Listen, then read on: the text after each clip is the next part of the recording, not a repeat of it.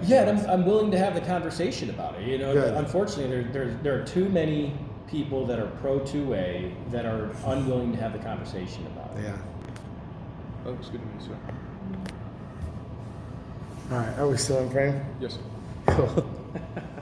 I'm not a professional videographer. I just like to talk. Perfect. That's the way it should be, right? Oh yeah. So you good to go? We can just I'm talk good, about the man. Second Amendment and Michigan stuff. Let's do it. All right, cool. Hey guys, how's it going? So I'm in the Michigan State Capitol in Lansing with the Michigan House of Representatives floor leader, Bryan Posthumus. Thanks for having me on. Yeah, nice to see you, man. Good to see you as well. I've heard a lot about you. I've had conversations about you. Actually, I think I've talked to you on the phone 1 or 2 times, but this is the first time I've ever actually had the pleasure of getting to know you and meeting you and everything. So thank you very much. Good, and I'd like all my viewers to get to know you and talk about the Second Amendment and how it's going in Michigan here. So the last 2 years have been pretty rough. We've literally watched the gun control passing in the middle of the night. We've watched committee hearings, sometimes not having committee hearings. And it kind of seems like we had some major gun control packages just crammed down our throats. Right. With the Democrats having the trifecta, Right. right? So the Second Amendment, I just want to say this first and foremost to get your thoughts on this. It actually frustrates me that it's even like political at all, because to me, I look at it as a natural God-given right, protected by the Second Amendment of the United States Constitution. Michigan Article 1, Section 6. Every person has the right to keep and bear arms in defense of himself and the state. So what's your thought on like where we get the right to keep and bear arms? So, you know, first of all, I'm glad it is in the Michigan Constitution, but the fact of the matter is it shouldn't have to be in the Michigan Constitution, because the Second Amendment to our U.S. Constitution says the right to keep and bear arms shall not be infringed. Like, I don't know that there is anything that gets more clear in our Constitution than that. And so, you know, where do our rights come from? I've always believed that fundamentally the people get their rights from God, and then from God our Creator, and then the people instill those rights and give those rights to the government to help govern our society. And ultimately, the U.S. Constitution was written. The Bill of Rights was put into that initially to protect the freedoms and the liberties of the individuals that were being governed. And the number two was the right to keep and bear arms. Yes, exactly. And I love the founding documents of this country. The Declaration of Independence is one of my favorites. And as Thomas Jefferson wrote, just think about that. He was in his mid-30s when he wrote the Declaration. It's amazing, isn't it? Yeah. And he said all men are created equal, and they're endowed by their Creator with certain unalienable rights. And among these are life, liberty, and the pursuit of happiness. Now, government is only supposed to be put in place, in my opinion, to protect our natural rights, including the right to keep and bear arms. Right.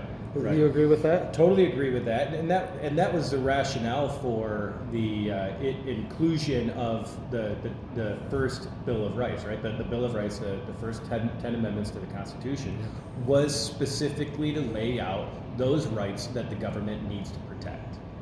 This is awesome. See, guys, there are representatives, in this case, the majority floor leader, that do actually know what the Bill of Rights say. I do. And the Declaration of Independence.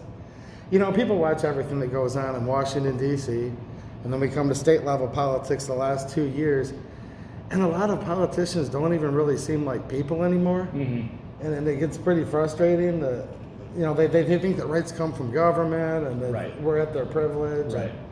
It gets a little bit frustrating. So that's awesome, man. I wanted to start off there because now we're going to get to where we are right now. I believe that if there was even one gun control law, it would be repugnant to the Constitution because it says shall not be infringed. Mm-hmm. But we've had a lot on the books in Michigan for a long time, including some of these kind of rather sweeping packages. There was the red flag laws that just passed within the past 2 years. Yep. Went into law last year. The so-called safe storage law, which I say so-called because it makes it safer for the criminal, right? Right. They come in the house cocked, locked, ready to rock, and you're fumbling with your safe, your gun lock, whatever. You know what I mean?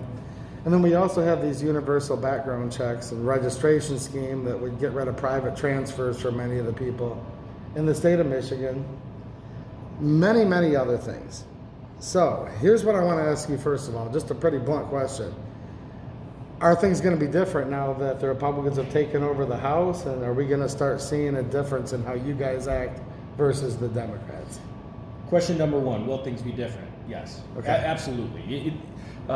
Where I want to caution you and caution your viewers is, unfortunately, Republicans still don't control the Senate and the governor's office, right? So if we truly want to be able to roll back the clock on some of these usurpations of our independent rights, if we truly want to do that, then we have to rally the troops in 26 to make sure that we succeed and control the House and the Senate and the governor's office as well. But what I can tell you is the far left progressive leftward lurch stops. That's over now. That is over now. None of that will get through the House of Representatives. Oh, okay, good. So two things off of that. I'm glad you said that. So in the past, we've seen it. The Democrats kept on bringing all this stuff up for many, many years when the Republicans even had the trifecta. If you go back to Governor Snyder, their assault weapons ban, their magazine capacity ban. Mm-hmm. What do you think the odds are in this session right now, with just the House being the majority? What's the odds that we're going to see like an assault weapons ban or magazine capacity ban get through the House in the next 2 years? Slim to none. Okay. I will fight that tooth and nail. If there are members of the House of Representatives that want to do things that further infringe on Michiganders' Second Amendment rights, I will fight it tooth and nail. Okay. And so my hope and my expectation is that the leftward lurch of gun control ends, and I will do whatever I can to make sure that's true. And you'll do whatever you can in your powers to keep that stuff from getting shoved down our throats or going any further. That's awesome. Now, another thing I think about, and I'm thinking about in 2 years, this is going to be, I guess you call it like the midterms. You know, the president just won, President Trump. Yep. A lot of people are really excited about that, obviously. But there weren't any votes for the Michigan Senate in this past November, and there wasn't to vote for the governor. They're up next time, right? Right. So a lot of people I know are sitting back thinking to themselves, well, the Democrats are like terrible on the Second Amendment, obviously. But a lot of them are like, well, let's see if the Republicans are going to do anything about the 2A to see if I feel like leaving my house Right. in 2 years. So I guess what's like a plan or something we can think about here? Like, while the Republicans just have the majority in the House, I totally get that. Right. What can we do, though, to still help fight for the Second Amendment with withholding the one chamber? Yeah. So that's a great question. There are a couple things, right? Like there is signal legislation, right, that we could pass out of the House of Representatives, knowing that it's not going to go anywhere in the Senate, and even if by chance the Senate Majority Leader, when he puts it up and it passes the Senate, Governor Whitmer is not going to sign it at all. There are signal bills that we can do. I haven't thought a lot about what those could be. Maybe it's repealing some of the actions from the 102nd legislature, the most recent legislature. Maybe those are some of the things. But I do think there are some proactive approaches that we can take where we can find some common ground with Democrats and get some actual pro-gun legislation done. Things like removing civil liability from those that have been adjudicated by court of law. They shouldn't be civilly liable if they've been proven, if it's been demonstrated that they are not guilty of committing a crime. Maybe it's things like ensuring the removal of fingerprinting and DNA evidence and all of that after somebody's been adjudicated and either not charged with a crime, or been demonstrated to be not guilty of committing a crime. Maybe it's things like that. So there are things that we can do. And the other side, look, I keep on hoping someone from the other side will finally support the Second Amendment, and I hope that they will. I haven't seen it, though, in quite some time. It's been a long time since we've had a pro-Second Amendment Democrat in the House, although my representative, Bill Lavoie, was actually pro-Second Amendment. Yeah.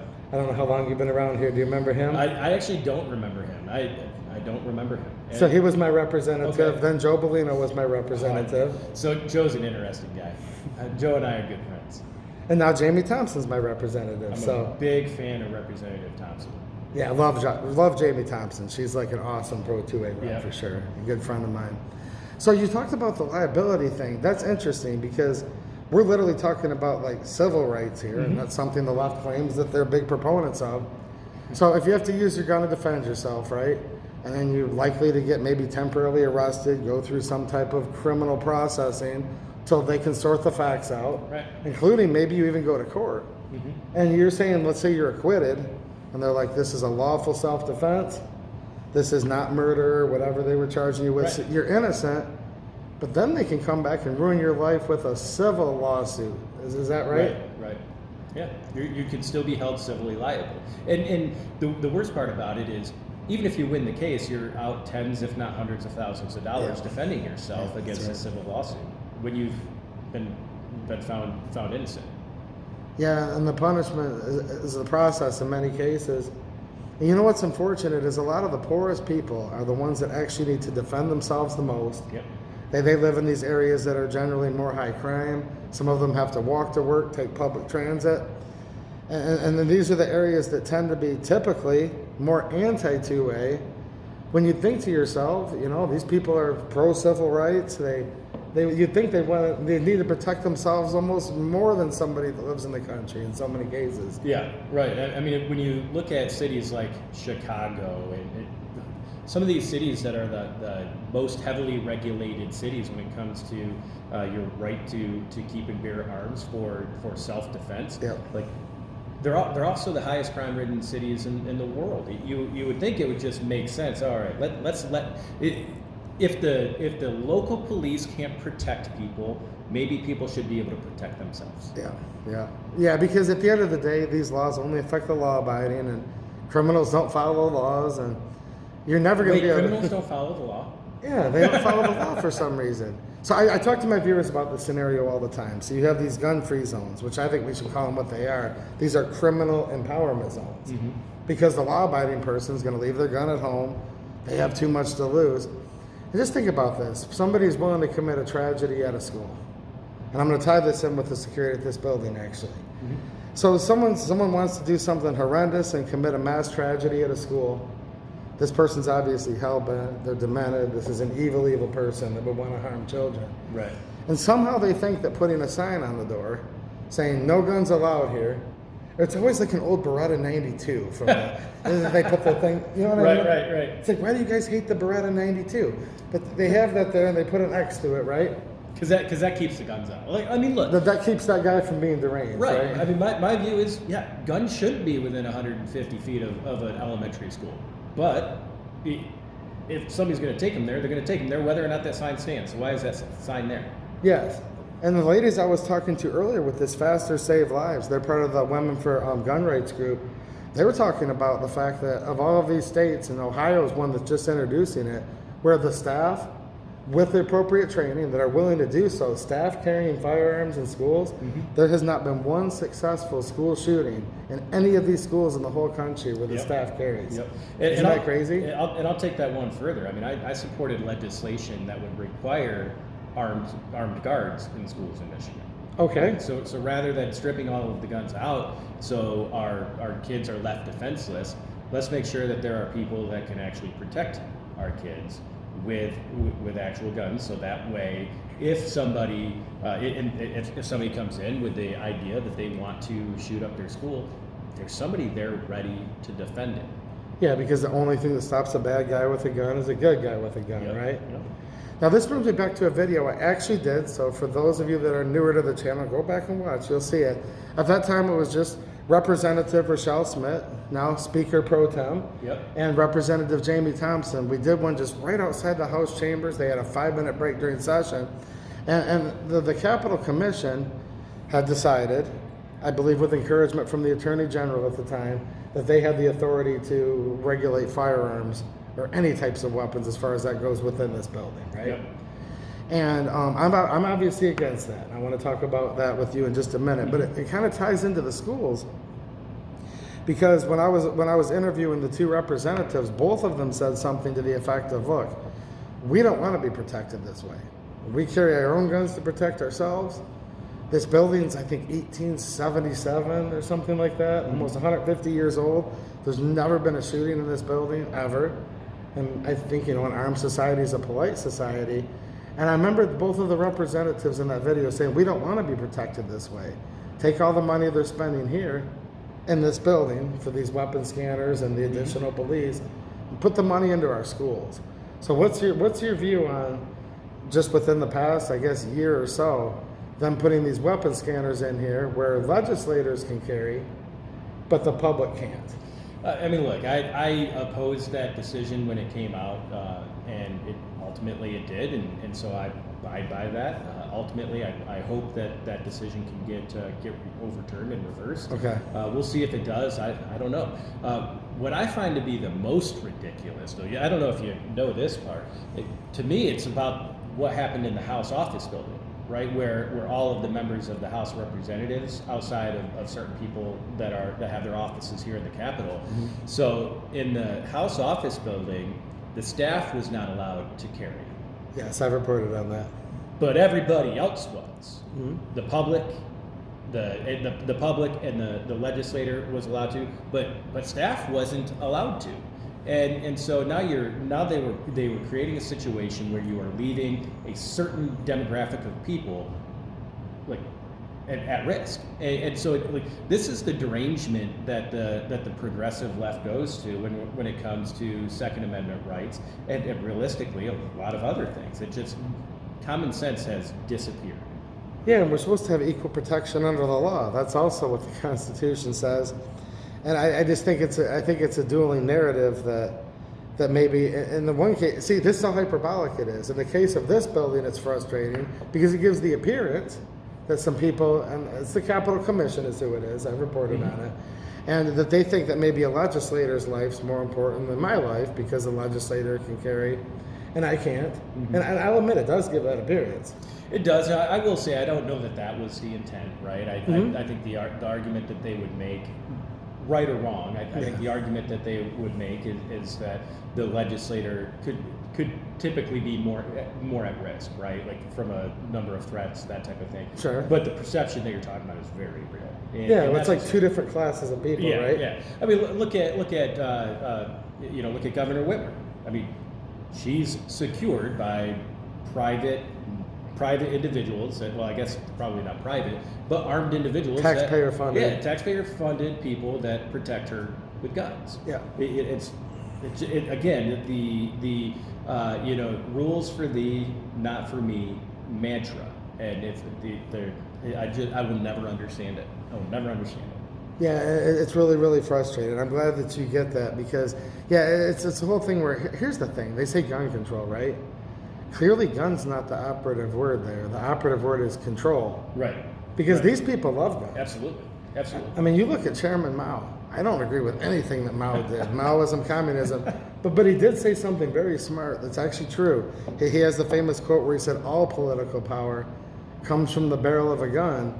And you find these countries where they've completely disarmed people down to nothing. These typically tend to be countries where a lot of times you see tanks rolling through the streets and more guns than ever from the tyrannical government, right? Oh, absolutely. And look, I mean, if you look at a lot of the legislation that was passed in the last legislative session, it was all about regulating metal and plastic. It wasn't about addressing some of the primary issues that they were trying to say. We were trying to we have a mental health issue in the state of Michigan and in the country. Like that is real. Gun violence, is it increasing? Yeah, that's real.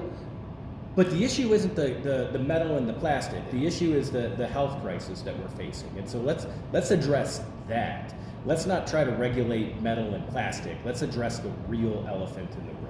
I'm glad to hear you say that because I talk about that topic a lot. It's like, dude, a gun's like an inanimate object. It's actually, the gun itself is neither good nor evil. There's evil people with guns do evil things. Mm-hmm. But many more times actually each year, and they don't like to talk about this, but many more times each year, good people with guns save good lives. Right. Then bad people take lives, right? Yeah, and I equate it. It's very similar to the misunderstanding where the Bible says that, people believe that the Bible says money is the root of all evil, right? Well, that's not what the Bible says. The Bible says that the love for money is the root of all evil. Yes. And it's not about the inanimate object. It is about the individual and what's going on in their mental capacity, in their emotional state. That's what we need to be looking at. Yes, and I see you actually have the American Patriots Bible over there. that I have showed on my live streams before, that exact one. Yeah, great. And I like the historical context that's in there. Oh yeah. When you read the Bible talking about how much it actually shaped America Oh, absolutely. and the state of Michigan. Yeah, one of the things that has drawn me the most to politics is is history, but also the interwoven nature of faith in American politics. Like, interestingly enough, Newt Gingrich is one of my favorite books. It's a really small book. It is a walking tour of Washington, D.C., and it talks about the whole, and I believe it's called A Walking Tour of Washington, D.C. I can't remember for sure, but it was written by Newt Gingrich. And it lays out all of the monuments in Washington, D.C., and the connection with Christianity and faith to the founding of the United States. People, this is a tangent, I apologize, but it's a fun one.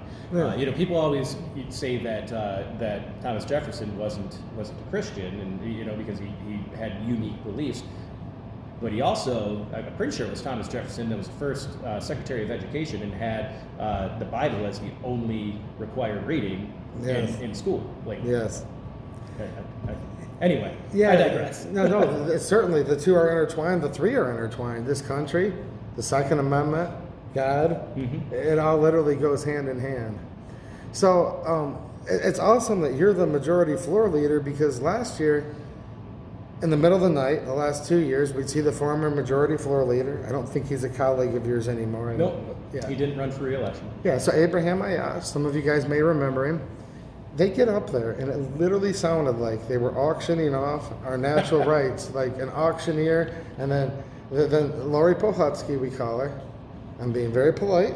People call her many things. I can't, but look, she'd get up there, and he'd say, I move that we blah, blah, blah, blah, blah. And you couldn't understand, and then she'd go, immediate effects granted. And it just looked like a whirlwind with all of us. What did that look like to you down there on the floor? One of the things that's frustrating about just government in general is for so long there's just been a lack of respect for the institution. And part of that is the elected officials' fault too, right? Like, in order for the institution to be respected, we as elected officials need to respect the institution. Yeah. And it was very clear over the last 2 years during the Democrat trifecta that respect for the institution was eroded away, totally disregarded. And so one of the things that I hope to bring back is a respect for the institution, the following the processes and procedures and processes that are in place to ensure that we are actually doing things the correct way. So that's a long way to say I was really frustrated. Yeah, when because I see that. And I would even tell some of my viewers, I'd say, oh, there's Jamie Thompson. We'd watch it on the house TV and stream it. Yep. And I'm like, look, that's Bryan Posthumus. He's the minority floor leader. You can see it up there in a good way, but it looked like you were pleading your case down there sometimes. You'd be down there up front. Oh, yeah. You'd have your papers and you're pointing and you're saying this and just totally getting ignored. And it seemed like it was just getting ramrodded right through. Yep. And every time I would stand up and try to make my case, I knew I was going to lose because they had the numbers and they had the gavel, right? While pretty much every time I was accurate, I was right in what I was saying. If you don't have the gavel and you don't have the numbers, you lose, whether you're right or wrong. That's just kind of the way the process works, unfortunately. So do you mind real quick here? I think we still have a couple minutes. We do. So I did a video with my senator, Joe Bellino, over in the Bensfield building last year. He talked about immediate effect in the Senate. Yeah.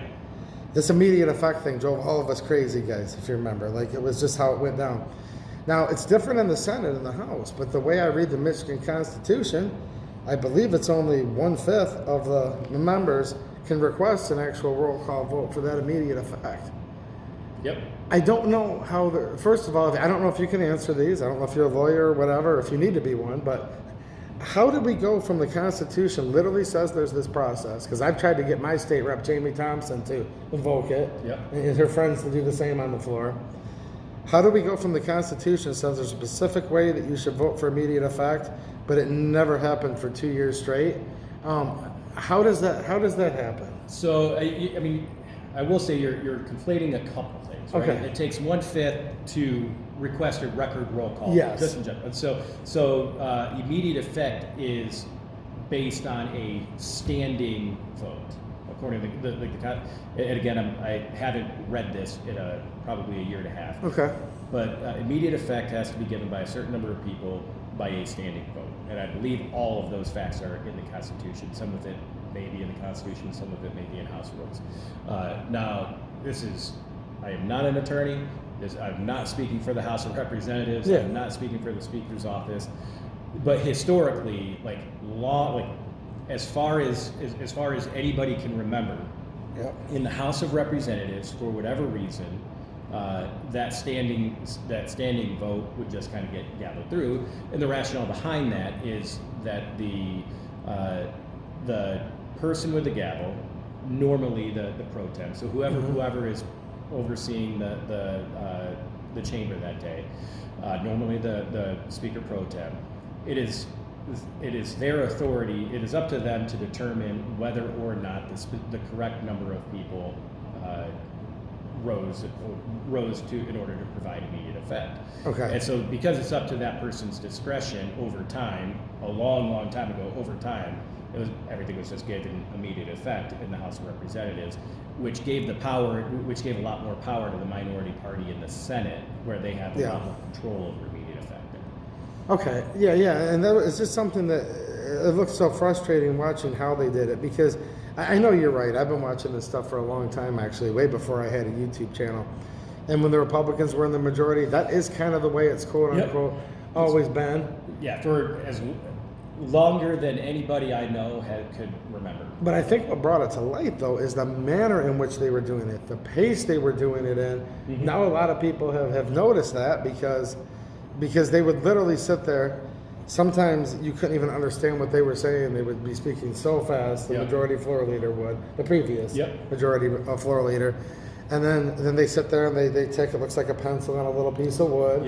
And then she gavels it that quick, and it's like, wow. That just happened in like so fast, right? Yeah, and a lot of that is less about trying to pull one over on people, and more about just trying to get through the day quickly. Sure. Because ultimately, whether they do it fast or slow, they can still get it done that way. Like, you know what I mean? Like, they don't have to do it. Nobody has to do it quickly. They're going to win. They're going to win that fight, whether they do it fast or slow. So it's about efficiency. A lot of. I like it when they went slow. If they would go slow, because everything they were doing was undermining the Constitution as much as they possibly could. In the grand scheme of things, there were a lot of things to be frustrated about with the policies and procedures over the last 2 years.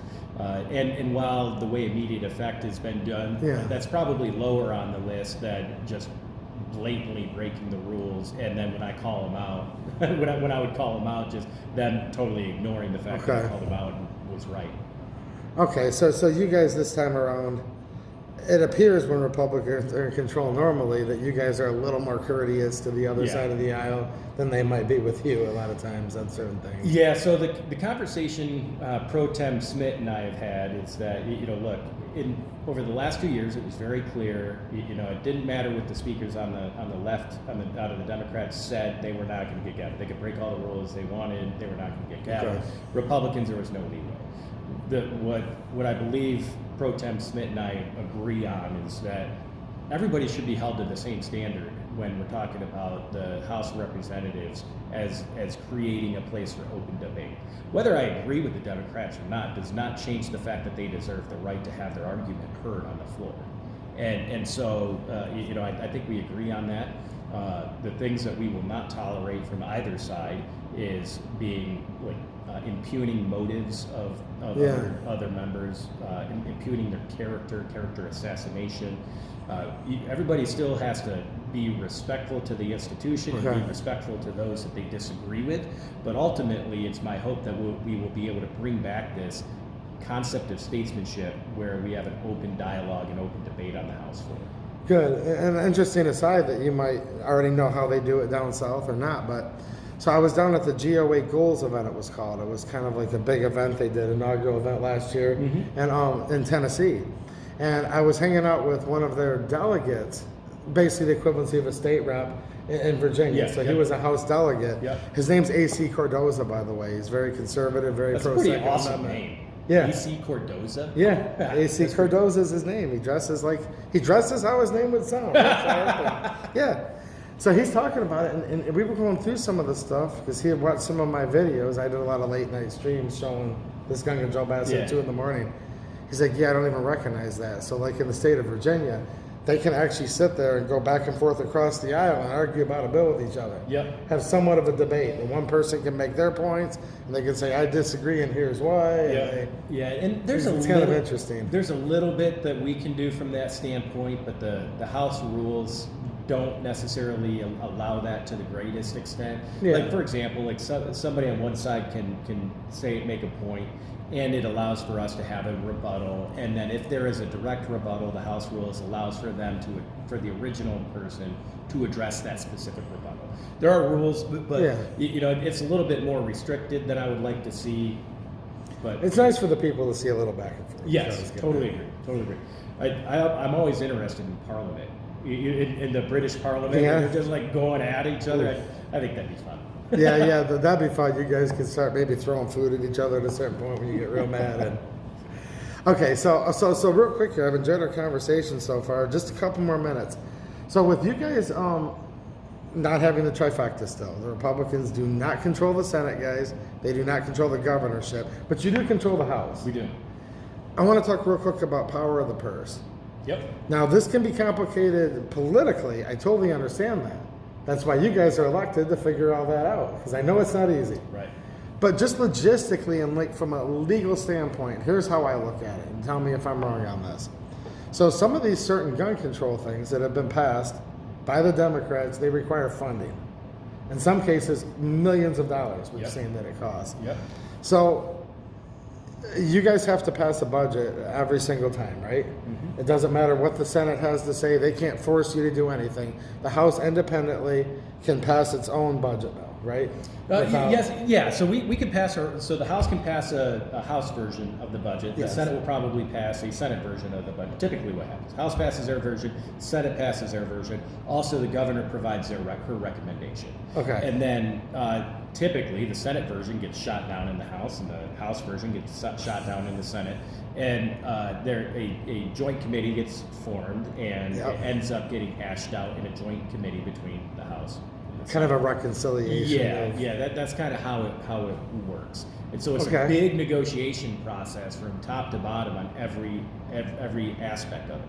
Interestingly enough, on the House side, we have phenomenal people as chair and co-chair. I mean, so Chair Bolin is going to be the chair of House Appropriations.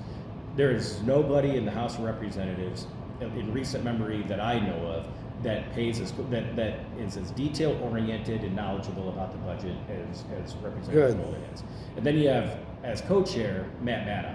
I was If just talking if that about doesn't send earlier. a message about what we're looking at doing in the House of Representatives, I don't know what does. I was just talking to him about the Second Amendment, literally at the 2A event we were having, then again here in the Rotunda just before I saw Yeah. you today. Yeah. So, and of course, I'm talking to him about the Second Amendment.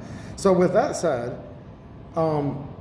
if people are calling the representatives and urging the representatives, and there's enough representatives on the Republican side of the aisle that say, no, I'm just not going to vote for a budget bill that's going to fund gun control. Yep. Okay, so if that happens and there's enough willpower from the will of the people, because remember, guys, these guys work for us. If you don't put forth, we can't expect you guys to do everything, right? Right. So if there's enough representatives that say we're not going to vote for the budget because it's going to fund some of this gun control, like that tip hotline, Yep. where people can call about how guns are stored and So stuff, frustrating. all these different things, right? Yep. Well, what happens next? If there's reps that are like, I just can't vote on that bill because there's gun control in it. What happens? If there is a strong enough if there's a big enough number of members in the House and in the Senate that have that same viewpoint, then that provides a lot of bargaining power at the negotiation table. Like I said, again, this is going to come down to one big negotiation from top to bottom, and it is going to be a showdown. It is going to be a complete and utter showdown. And we already heard the governor talk about which she had her quote unquote roads plan, where the only part of the plan that she announced was that she was going to increase taxes and fees in order to pay for it. And then our plan is that no taxes or fee increase in order to fund our roads. So there are a lot of hot topics on this budget. Sure. And so the more people that we can have singing the same song and beating the same drum on this issue, the better off we'll be.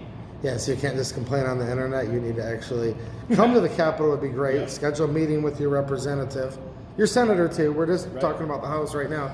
call, write. Yeah, yep, and find some of the Democrats that are a little bit more willing, a little bit closer to our side on this issue, and see if we can put some pressure on them from that standpoint as well. And that can be tough. And I know it's going to be a dogfight here in the end with some of these negotiations. I guess here's what I want to ask you though. When it comes to maybe defunding things or sending, look, I know it might be considered a messaging bill, whatever, but pass a bill that were to repeal, like say the universal registration background checks. I have a whole list, by the way. I'm sure you do. I could send to your office Please for you guys do. to look Please at. do. So whatever it be, is that something that you guys are willing to actually kind of push the ball on in this next session? What specifically? I'm sorry, I lost. Okay, maybe working on trying to defund some things that require funding. That would be one thing. Another thing, to push a bill through the House, have it pass the House, Yep. regardless if the governor would veto it or not. Yep. What's the odds of that? Meaning, is that something you guys are actually going to push the ball on? So this is what I can say. I can't speak for the House of Representatives, and Sure. I can't speak for the Republican caucus. What I can do is speak for myself personally, Yes. and those are both things that I'm happy to do and willing to do, and will be actively doing. Please do. And I really, really appreciate that, because so often, and this happens a lot in Washington, D.C., dude, you'd be so surprised. People will say, I'll say, call your state rep. This is someone that'll live down the road from me. And they're like, my state rep's Debbie Dingle. I'm like, no, your state rep's Jamie Thompson. Debbie Dingle's your United States congressman, right? So, but D.C. gives you guys, it all trickles down, right? Right. Where there's corrupt stuff in D.C., there's certainly a lot of corrupt stuff in Lansing. Mm-hmm. But people literally get to the point where they're like, they totally confuse like the both of you, right? Right? Oh yeah. So I they- get called congressman a lot. Okay. I am not a member of Congress. You're not in the United States Congress. You're the state representative. Right. And people say a lot of times too, they're like, I called all of my state representatives. I'm like, you don't need one. That's funny. So what they say a lot of times, and again, this comes from D.C., Lansing deserves a little bit of this reputation too. Republicans get just known for being like the slow down Democrats party. Yep. Like a little speed bump. Yep. Like if the Democrats want to pass 100 pieces of gun control, they'll like negotiate behind the scenes and say, well, we'll only let you get 2 or 3 and not the other 97. Yeah. So let me end with this. Actually, Yeah. I think you'll appreciate this. Yeah. Have you ever seen the movie Amazing Grace? No, I haven't. It's about William Wilberforce, who was a member of British Parliament in the late 1700s and early 1800s. Single-handedly was the leader to push abolition in the United Kingdom, in Britain. 100 years, not 100, but 60 years before the United States did, without a single drop of bloodshed.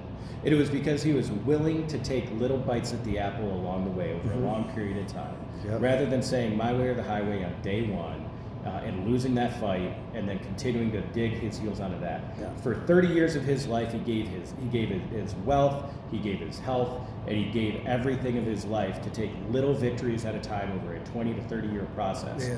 And as a result, succeeded. 60 years before the United States did, and without bloodshed.